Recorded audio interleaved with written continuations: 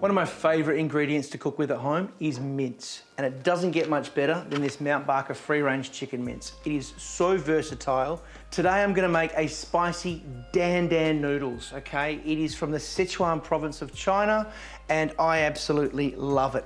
In with some canola oil and some sesame oil. So oil nice and hot. You wanna take it to smoke point. In with our chicken mince. Let's go. Break it up as you're going along. Chinese 5-spice powder, extremely important.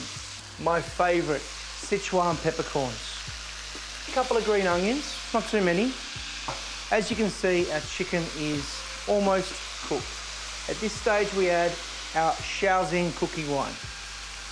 Some hoisin sauce. Give it a good mix through. In with some soy sauce. I'm using a dark soy because it's going to give it a beautiful, rich, vibrant colour. We'll let that relax. Onto our sauce, okay? This is really, really simple.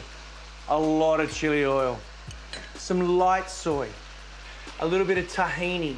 You can use another kind of sesame paste, but I like tahini because you can get it anywhere. A little bit of fresh, raw garlic.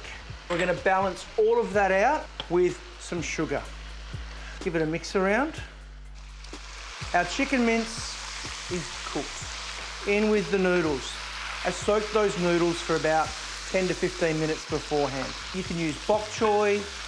All we need to do now is build it in the bowl. We've got our sauce into the bowl with our noodles. Now we garnish this with some beautiful fresh bean sprouts, spring onion, fried shallots. Going to add a great texture, as will the spring onions, and some peanuts. That is spicy dan dan noodle.